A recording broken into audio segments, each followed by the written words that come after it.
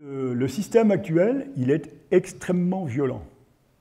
Et il est violent pour l'environnement, violent pour les producteurs. Grosso modo, on s'aperçoit qu'on a été quasiment aveugle pendant 40 ans.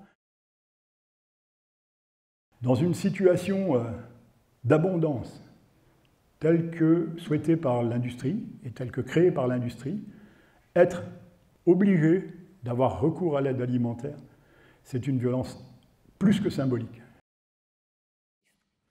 Alors, je reviens un tout petit peu sur les caractéristiques du système d'aide alimentaire en France. Ce système d'aide alimentaire, il est donc principalement basé sur des dons. Il est sous-traité au secteur associatif qui doit se coltiner l'ensemble de la question, de la filière.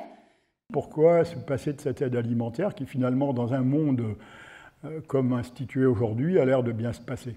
Parce que l'aide alimentaire aujourd'hui est devenue une partie institutionnelle de la production agricole. Dans nos quartiers, on a vu surgir de façon très brutale la question de la faim, des besoins et donc de l'aide alimentaire dans les rues de notre ville. L'ensemble des politiques sociales qui existent en France depuis le milieu des années 80, c'est-à-dire date à laquelle la filière de l'aide alimentaire en France va se mettre en place, est pilotée, entre guillemets, autour de ce concept de précarité.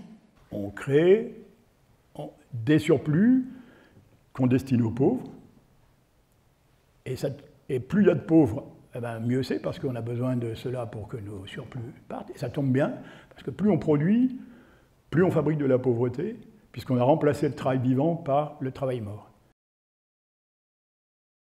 Nous ne pouvons pas nourrir 65 millions de personnes, voire un peu plus, avec seulement 390 000 fermes, qui sont les derniers chiffres du recensement agricole, 390 000 exploitations. Ce n'est pas possible sans un appareillage incroyable technologique et sans un déploiement d'énergie dans les champs considérable. C'est 10 millions de personnes à la louche, et on vous expliquera comment on est arrivé à ce chiffre, qu'il faudra réinstaller dans l'exercice de la production alimentaire, avec sans doute 1,5 million de professionnels qui travailleront pour d'autres qu'eux, et une grande partie de la population qui, à temps partiel, ou à un moment où ils le choisiront, en tout cas, produiront une partie de leur alimentation. L'alimentation nécessaire à être produite pour sortir de l'enfer de l'agro-industrie sera toujours plus chère, structurellement.